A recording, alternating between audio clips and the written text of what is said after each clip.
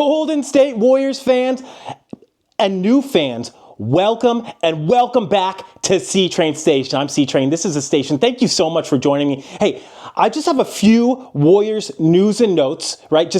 It's been a week. Let's get a little update, shall we? Okay, let's have some fun. The Warriors, I believe, are they 10-2 now with Jimmy Butler?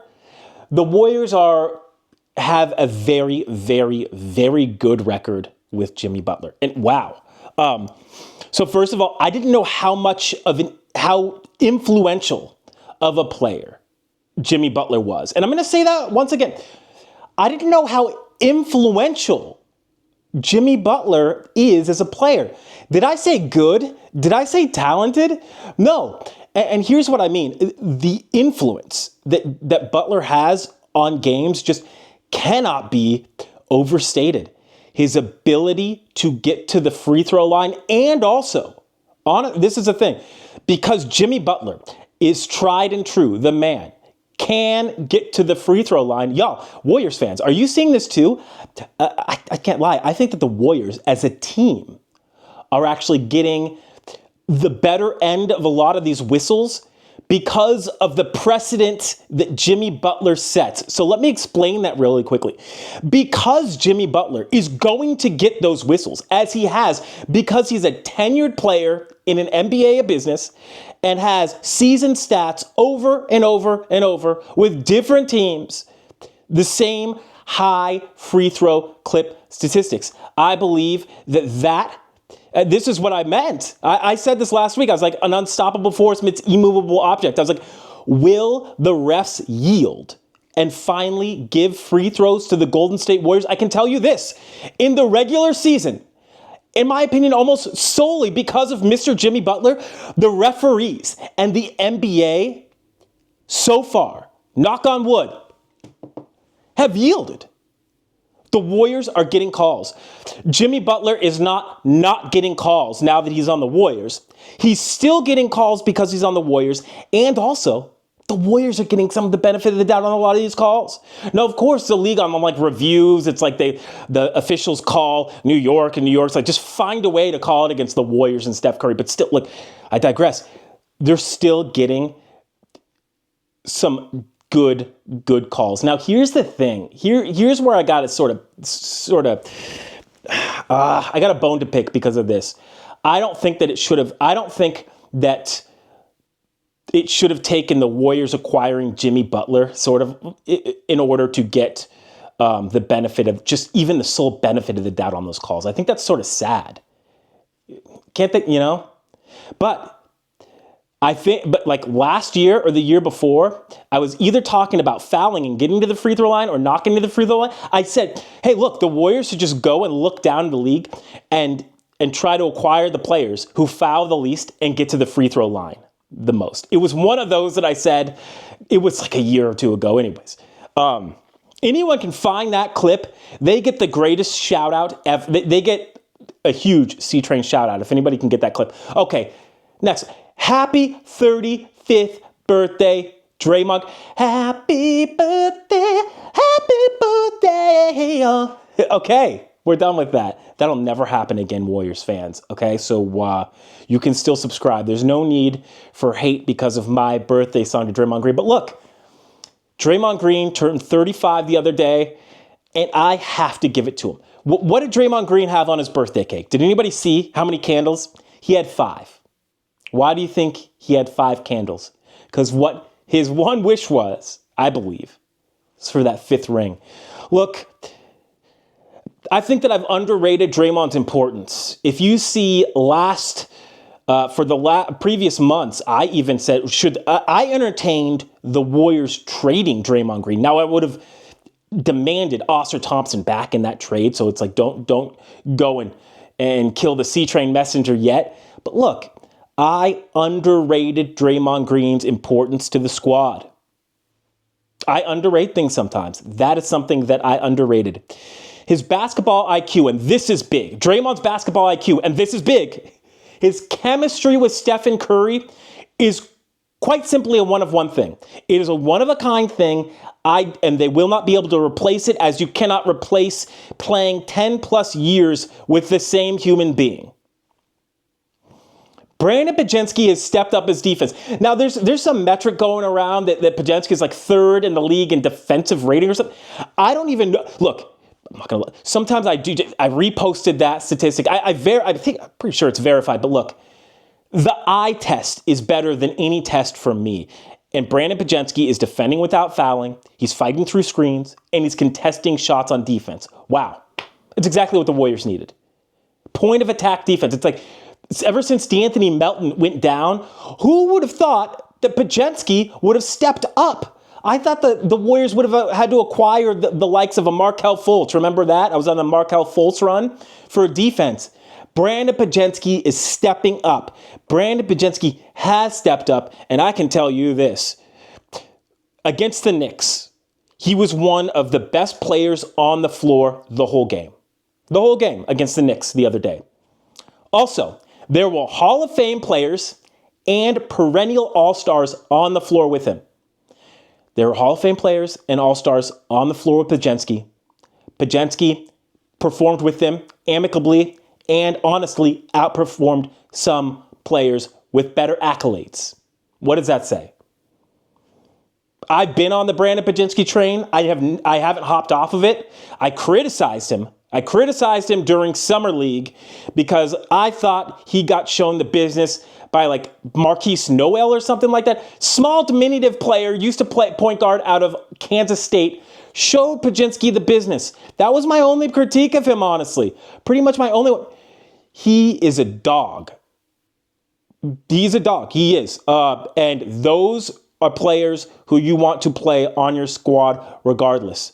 Dogs on the Golden State Warriors: Stephen Curry, Podziemski, let's see here, Draymond Green, Jimmy Butler. I'm missing a bunch more, but when you have just that as a core, I love that kennel right there. I'll go to war with that kennel any day.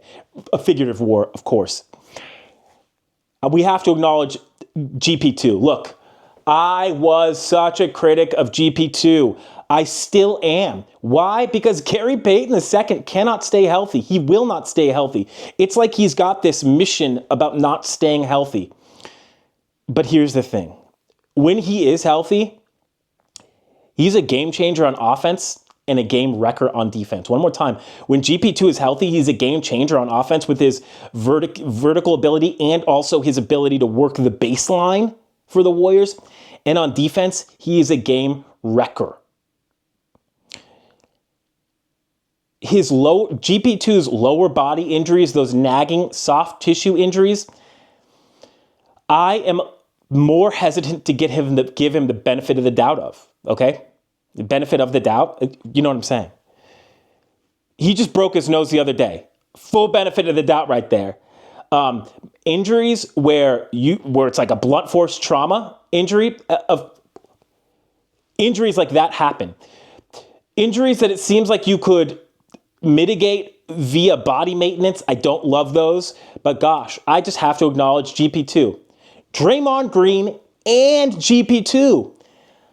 I did not have as much of a beat on last month. I was adamant about the Warriors making moves at the trade deadline. I really wanted the Warriors to aggregate the expiring contracts of GP2 and Looney for something that would really appreciate for the Warriors. A stretch big, honestly. GP2 has more than acquitted himself on the Warriors. Well done, GP2. These guys are putting forth effort. So, look, win or lose, I watched a lot of the 76ers game, really busy that day. They're giving the effort.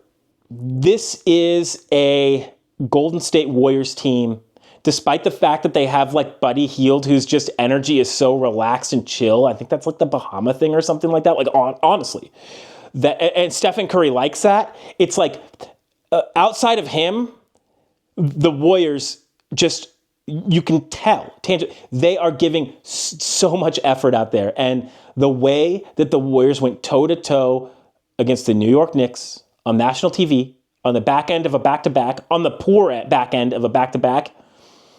Dub Nation, I'm straight up telling you, declarative statement, you should get behind this squad this season. They can win the championship this year in a few months. Last but not least, I hope that Jonathan Kuminga comes back with an absolute vengeance. Here's my concern. I'm concerned, and I have lots of concerns. Number one, okay, I got two concerns, and what I'd like maybe to hear something that comes. Here's my first concern. Jonathan Kuminga, when he's on the G League Ignite, he held himself out of games that he could have played in because of contract and draft issues. So it is a fact. It's a fact that when Jonathan Kuminga was on a team, the G League Ignite, he did not play due to minor injury when he could have played, okay, because of draft stock and contract concerns.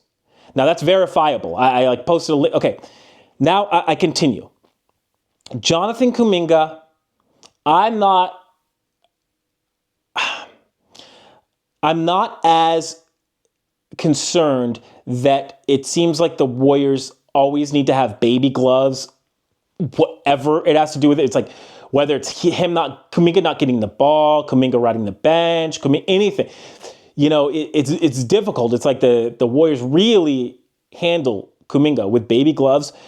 This is a concern, though. Now, and this is a valid concern of mine that I'd like you to go and watch some tape of and footage of. And I think that you can validate my concerns, okay? Jonathan Kuminga, when he lands on one leg and 1 foot far too often. So he jumps off of 1 or 2 feet, and regularly, routinely, he lands on 1 leg or 2 legs. I think that this is a recipe for disaster. I have seen him twist his knee multiple times and roll his ankle. The ankle injury, he landed on somebody's foot, I believe. However, I have absolute concerns that Jonathan Kuminga, when he jumps, he lands most of the time with 1 leg. What does that mean? Why are you concerned? Well, sure, I'll tell you. When you land with 1 leg, you're not as stable. You're not as stable as when you land with 2. So when he has 1, I have literally seen his knee go with 1 leg. This is a leg. I've seen his knee sort of go tweak. When you land with 2, you have a more stable base. This has been a concern ever since Kuminga's rookie season and before that. And you can actually see on my X or Twitter account that I've had concerns for now up to 3 seasons about how he lands. Who's another person who lands like that? I was like, what are you talking about, C-Train?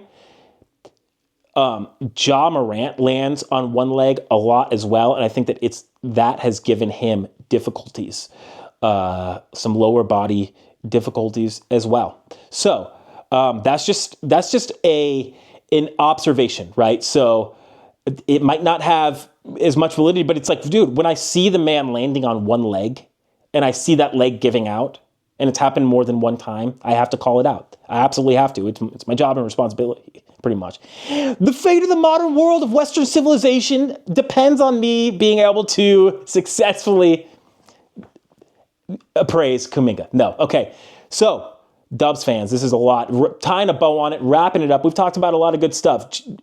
Butler's impact on the squad, his continued impact, Draymond Green's birthday and his goals. We talked about Podziemski, how he's rocking defense, acknowledging DP2, talking about the effort, and also wrapping up with Kuminga. I hope that you had a good time listening to this. What are you looking forward to most for the rest of the season? Comment below. And of course, like, subscribe, follow for your Golden State Warriors content. And for those who subscribe, thank you so much. You are making my dreams come true. It is my dream to talk about sports, Bay Area sports, for a living. You are helping me do that by subscribing. So thank you very much, and I'll see you next time at C-Train Station. Have a good one.